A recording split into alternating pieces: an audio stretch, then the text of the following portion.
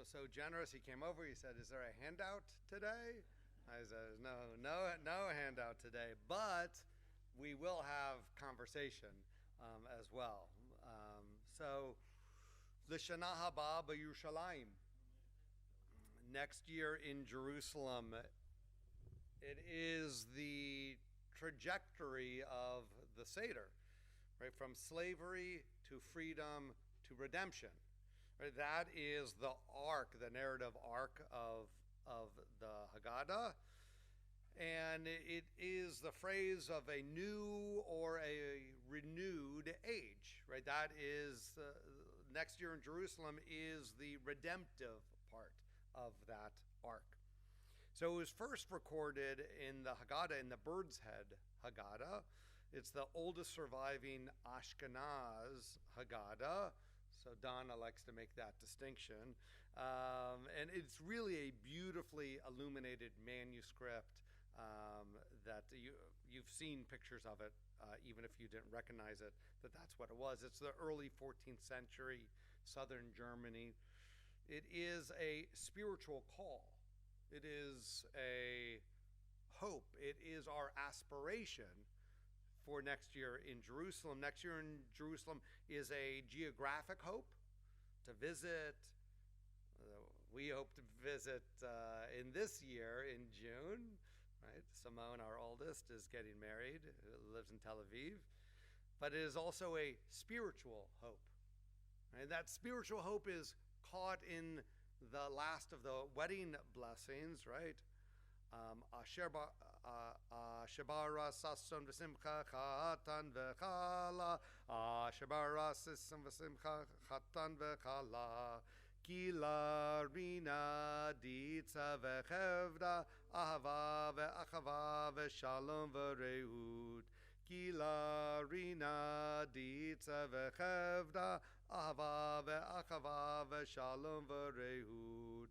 Meher Adonai Eloheinu Yishama bare Yehuda uvchutzot Yerushalayim kol sason v'kol simcha kol chatan v'kol kala kol sason v'kol simcha kol chatan v'kol kala kol mischalot chantunim mechupatam un'arimi mishte neginatam. Blessed are you, Lord our God, King of the universe, who created joy and happiness, groom and bride, gladness, jubilation, cheer and delight, love and friendship, harmony and fellowship. Lord our God, let there speedily be heard in the cities of Judah and the streets of Jerusalem the sound of joy and the sound of happiness, the sound of a groom and the sound of a bride, the sound of exultation of grooms from under their chuppah and youths from their joyous banquets. Right? That's our hope. Right? That's our hope, that Jerusalem will be a place of that. Not just of the couple, but of that level and quantity of joy. And it is not yet. So it is still our aspiration. Our relationship with Israel is far more than a spiritual aspiration. Our relationship is much more personal. It is tied up with myself, of who I am as a person, as a Jew. Israel has been a touchstone for me throughout my life. A place for me to return to and to see how I have changed. First as a teenager, and then in my 20s, and eventually as a parent, and throughout various decades. Israel is grafted onto my identity. Recently, I was rereading Micah Goodman's book, Catch 67, The Left, the Right, and the Legacy of the Six-Day War. It was published in Hebrew in 2017, and English the next year. It was the 50th anniversary of the Six-Day War. This is pre-October 7th. It's the pre-Iran war. But the paradox on identity that he writes about, I think still holds true. So in this, he writes, Israel today is flooded with competing ideas. Israelis express a wide range of opinions on such matters as the economy and society or the role of religion in the state, and the clashes between their ideas provoke lively and even stormy debate. But nevertheless, Israelis have absorbed their viewpoints into their very identity on one topic alone. The Arab-Israeli conflict is something that is so acute, it is part of who they are. It's part of their identity. For Israelis, their opinions on the environment, say, or interest rates play a part in how they think. In contrast, their opinions on where to place Israel's eastern border form a part of who they are. An Israeli who believes in withdrawing to the lines of the June 4, 1967 is a leftist. An Israeli who believes in settling the disputed territories is on the right. In contrast to other political opinions, these positions shape how Israelis define not only the world, but themselves. To object to an Israeli's position on the conflict is to object to his or her core identity, and therein lies the paradox. On the issue that matters to them the most, Israelis are the least capable of listening to one another. Goodman continues, an Israeli's own opinions are a part of his or her identity, and others' opinions are a threat to his or her existence. The combination of these two characteristics has prevented either side from listening to the other and has caused the collapse of Israeli political dialogue. I dare say we have experienced the same thing in America. Israelis do not view discussions of the conflict as a brainstorming exercise to provoke original thinking, challenge preconceptions, or nurture new and creative ideas. Israeli political debate becomes less an exchange of ideas than an affirmation of identities. What remains is an asymmetry between the profundity of the problem and the superficiality of the thinking it provokes. And if you've not come across him, Micah Goodman is a writer and a thinker worth encountering. He is based at the Shalom Hartman Institute now, and he is a frequent speaker on different podcasts and writings.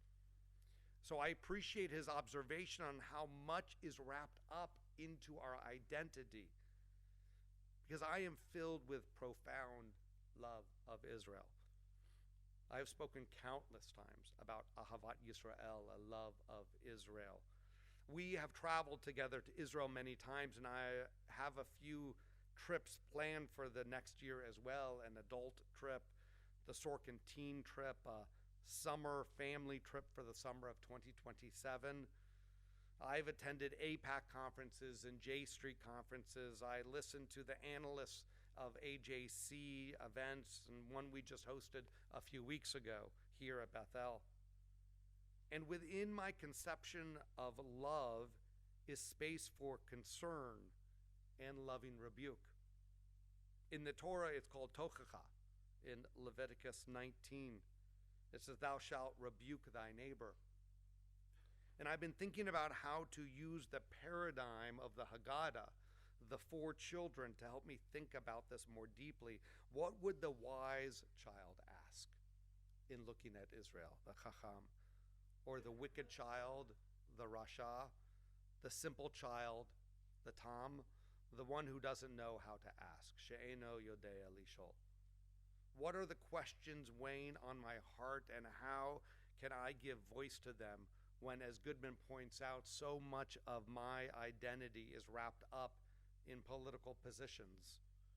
He writes about Israel, but it resonates here as well.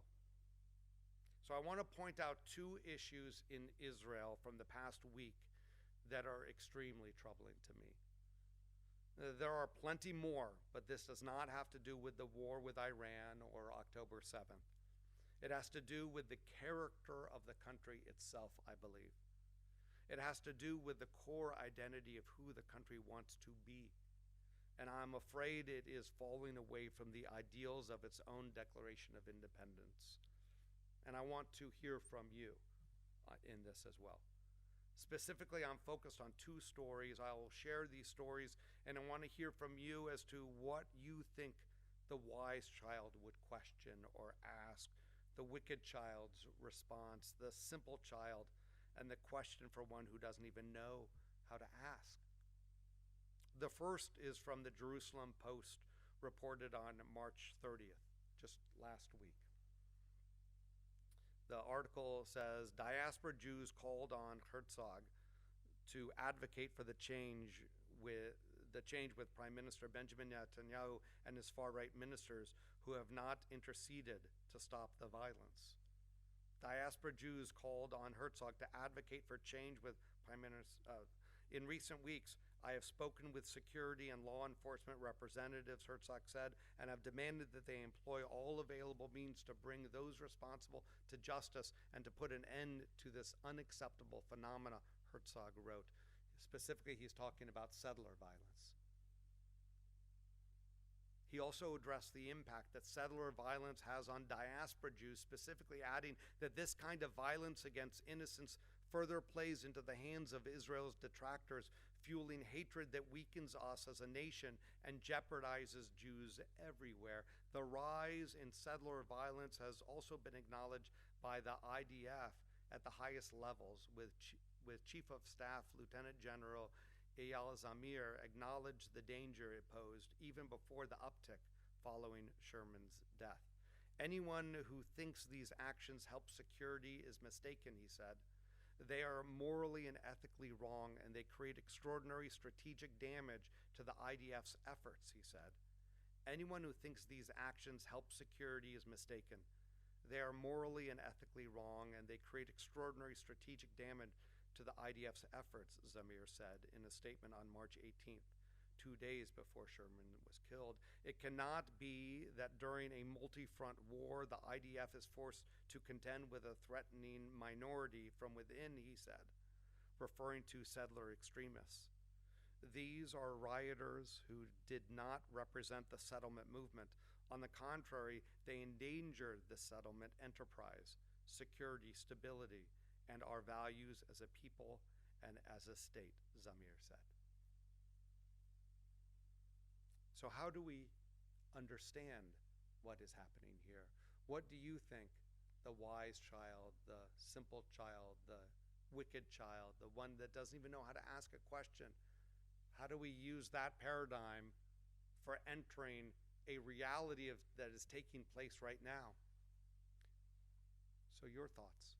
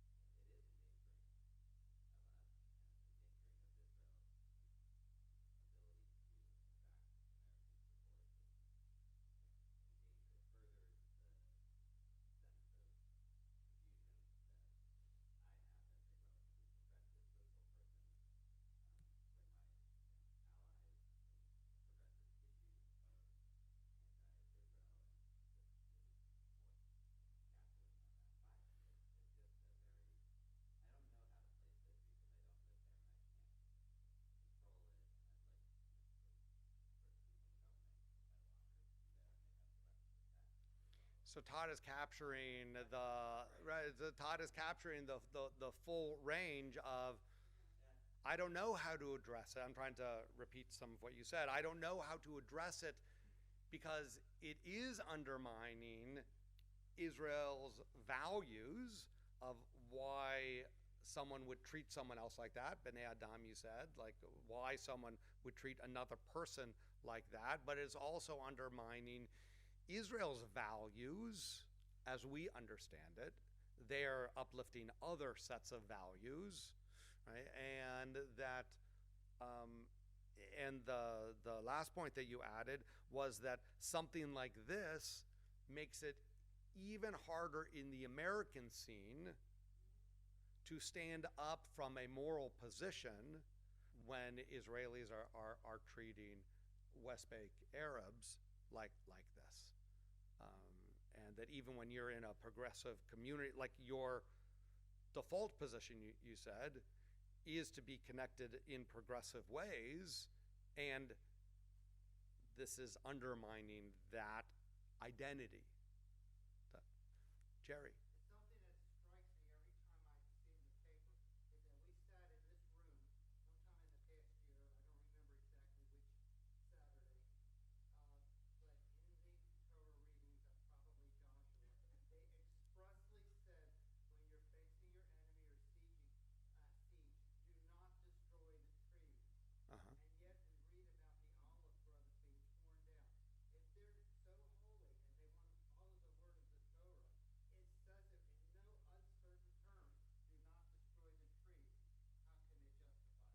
Jerry's pointing out that it says in one place in the Tanakh, not the Torah, but in the Tanakh, that it says, as you siege a city, do not cut down the trees. The rabbis understand that to be that the siege will be over, but the fruit-giving trees will continue, and life will be beyond the moment.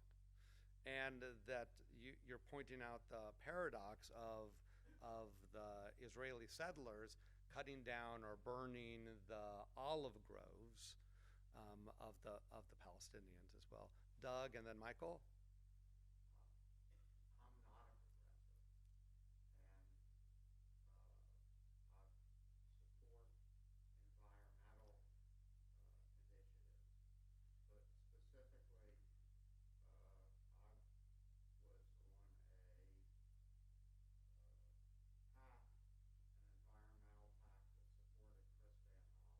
Mm-hmm.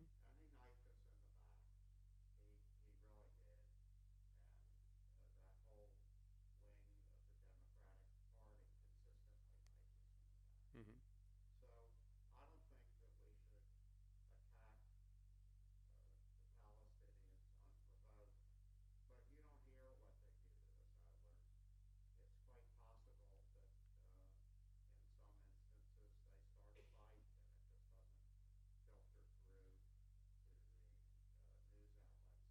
Okay, so Doug is offering space that he proudly says he's not a progressive, and gives space and says that he's been involved in environmental things. True, you may not know, but Doug is part of a group that has saved the oysters in the Chesapeake Bay.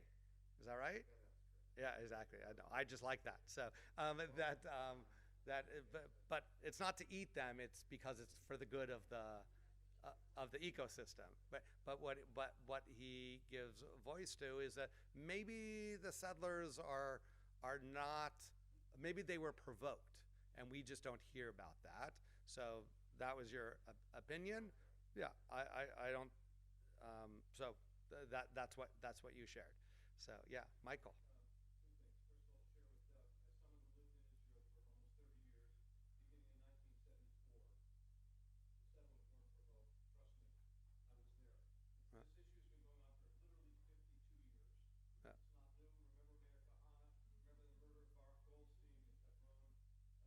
Okay, but the point that we want to have here.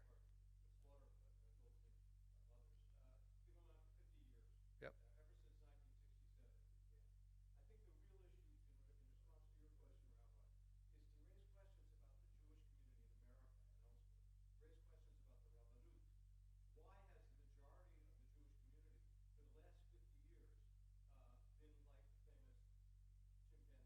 Mm-hmm.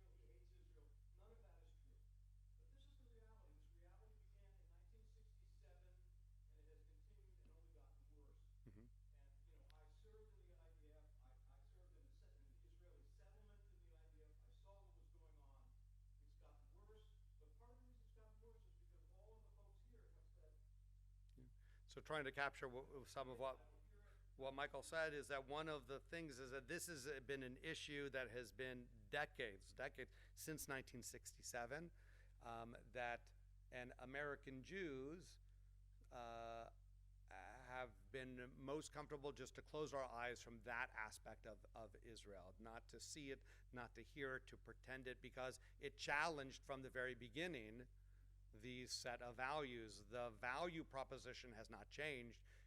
We have just become opened to it, and that in his 30 years experience of living in Israel, is saying that this friction has been in existence since all that time. And you made the point as well, is that it is as if American Jews made Medinat Yisrael, the state of Israel, its own God. And that we were worshiping and you can't challenge that. And so we avoided the things that were challenging about it. Is that?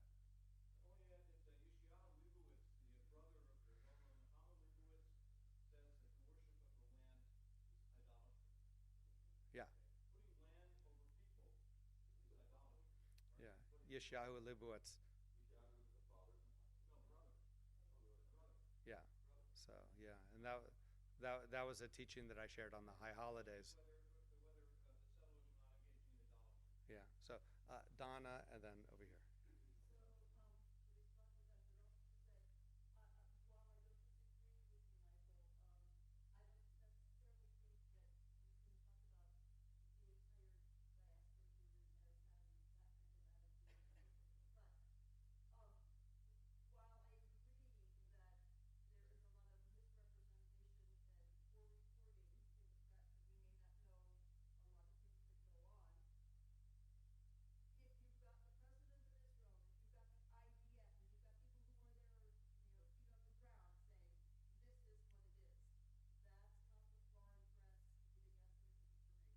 No. I'm interested, Donna. What is your feeling? Not as a not a, you know. Yeah. Yeah.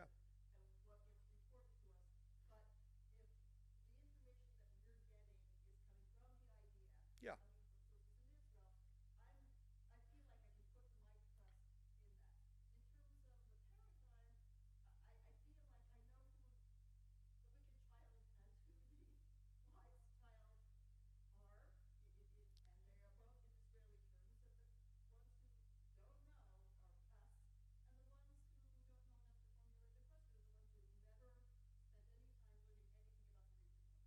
Yeah, I think that there's so many that, I think that the wise child are the people that we agree with. The wicked child are the ones that have the opposite opinion of us, and that paradigm is wrong and not helpful.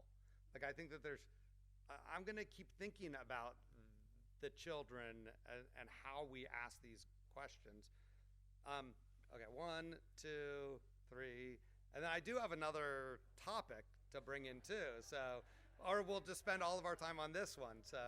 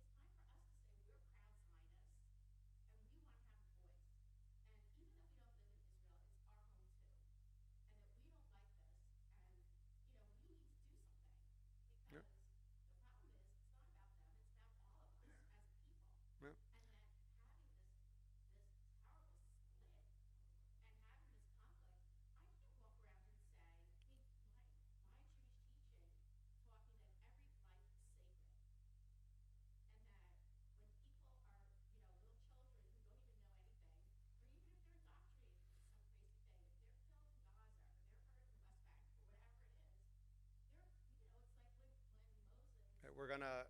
I'm gonna wrap up your comment. Yeah, no, but what I'm saying is, it's time for us to change dialogue Yeah, and not to be squeezed yeah. between the anti-Semite people who like to call themselves liberal and the people who on the right who are crazy. It's time for us to come up.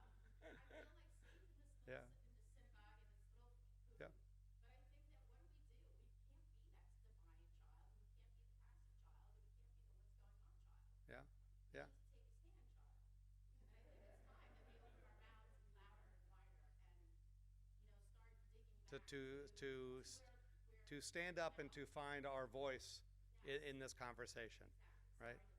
Sorry to babble on. Is that the okay, David, So I would and take then Warren. a broader historical view and say that what's happening in Israel, what's happening in the United States, what's happening worldwide, are events that are symptomatic of the fact that in the evolution of political systems, um, we haven't found a solution yet. And political systems evolve, and this is part of that evolution, and it's not clear where it's going to go.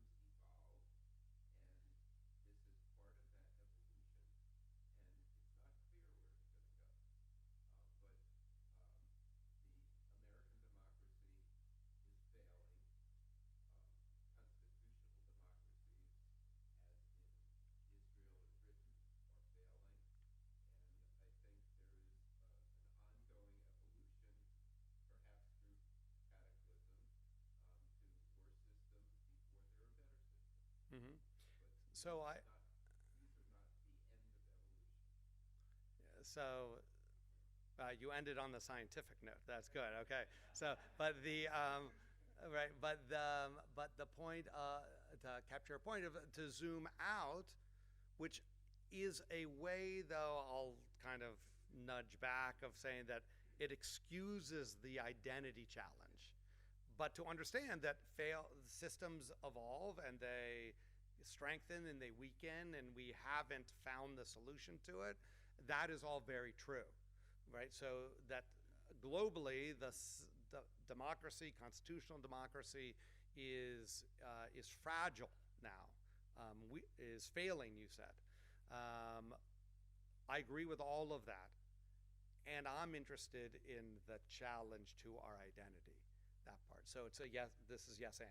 So yeah, thank you. Okay, there was a couple more. Okay, Matt and Warren, and then I do have one. We're not going to discuss the next one because we just don't have time. But I want to identify it since it's also from just this week. This isn't really opinion. It's getting back to your initial question of the wise child. What would the question be? Great. Um, I don't view the wise as I agree with the wise or disagree really with any of it. But in trying to look at it as to how the wise child is presented in the Haggadah, it's very analytical. Mm-hmm. And so I would frame it in a different way completely as the wise child's question to the facts on the ground and the settler violence. The only justification that could possibly be there to engage in violence and killing, biblically, as I would understand it, is if they were Amalek. Mm-hmm. And so the question I would ask of the wise child is, what are the grounds for you to deem that these people are Amalek? Mm-hmm. Because that, to me, is a question that does not present a simple answer by any means. Mm-hmm. In the very, in the most generous interpretation to the subject. Sure. Great. So that in the paradigm of the children, he's saying that the only biblical justification for the violence would be if they are Amalek, and the charge to go and to wipe them out.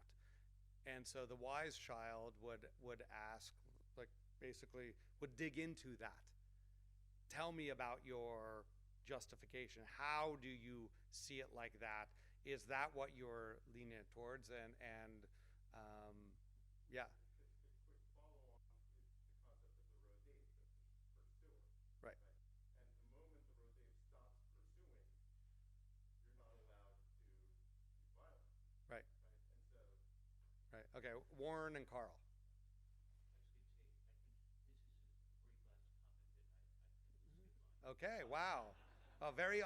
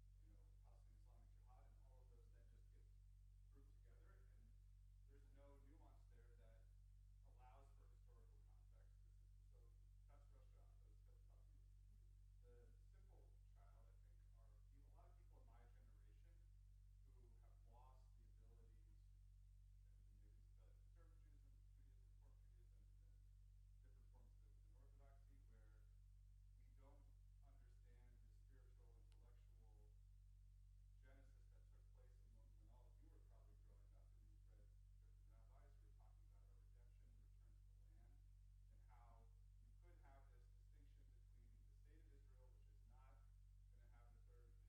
different forms of it within Orthodoxy, where we don't understand the spiritual, intellectual genesis that took place when all of you were probably growing up and you've read different rabbis who were talking about our redemption and return to the land, and how you could have this distinction between the state of Israel, which is not going to have the third temple, and the renewal of the Jewish people and how critical and important that is.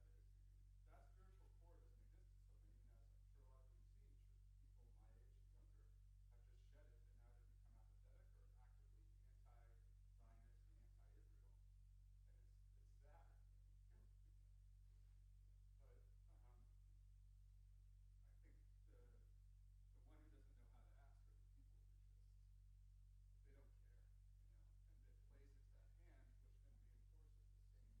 dynamics in this country where, okay, that entire swath of society is written off because you had someone who tried to, kill a Muslim, or you had someone who tried to kill a right-wing person or actively do that, and all of that muddying then just completely eliminates our ability to think seriously about these issues and just plays into the hand of the enemy, which says, okay, well, I have created a commission structure to initiate political violence. And that's it. And then everyone who thinks that they have that permission structure granted, that's it. Yeah. Yeah.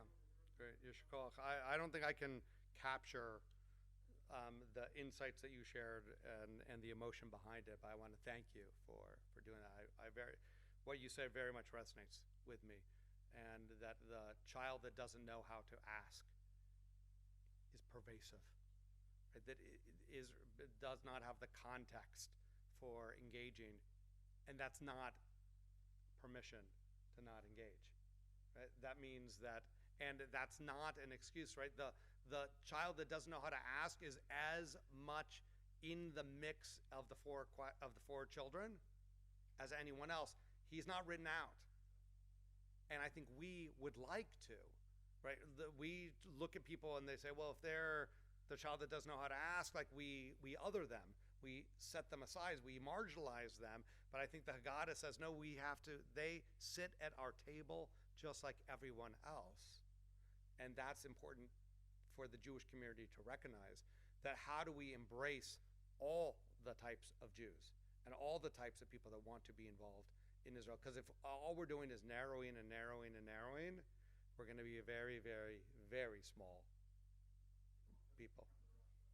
And we don't want them. And it would be so easy to go from someone who doesn't know how to ask to become to the Russia. Exactly.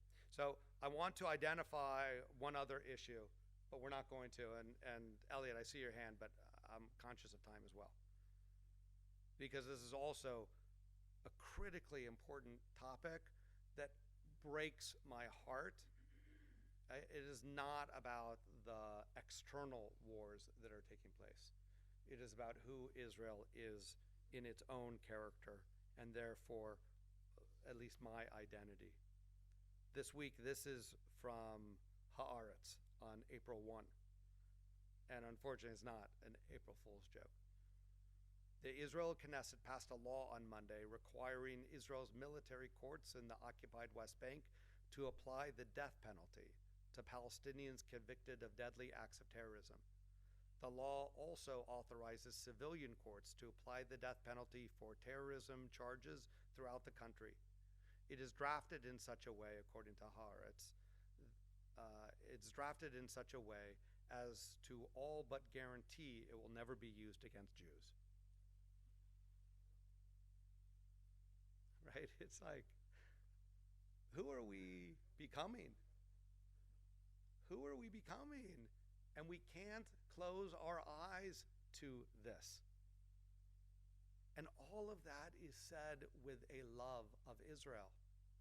Right? It is because we love Israel that the Tochacha must be said. And we live in such a moment that you're either on one extreme or the other.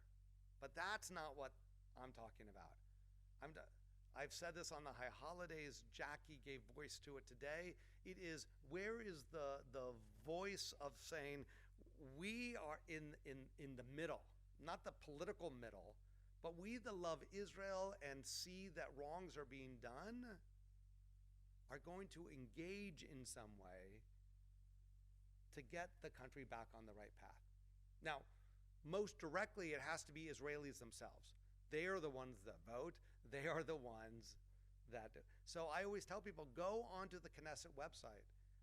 Learn the political parties of Israel. They are so diverse, right? Far more diverse, because it's a parliamentary system, than what we have here in America, right? And so learn the parties that are involved. Find out who those voices are that match your voice. Whether it's a little bit to the left of me or a little bit to the right of me, it doesn't matter, right? It's the idea that we can't be the children that don't even know how to ask on something that is so core to our identity. I believe in the phrase next year in Jerusalem, L'Shana Haba B'Yerushalayim. I believe in it physically, that we should travel to Israel. I believe in it spiritually, in the peace of Jerusalem. And interesting, it is a phrase that implies that we're in the diaspora, right? It implies that you are not living in Jerusalem. And so we are written into the story itself. And what we learn from the subtlety is that Israel and Jerusalem, in order to meet the aspirations of the Jewish people, it requires us to be involved. It requires us to be engaged, not just because we care about Israel, because Israel is central to our core identity. So what am I going to do to make next year in Jerusalem a direction in my life? An aspiration fulfilled to make Jerusalem and Israel worthy of the Jewish people saying and meaning next year in Jerusalem, the Shana Haba'ah B'Yerushalayim. I need this for myself, and I need this for our community as well. Chag Sameach.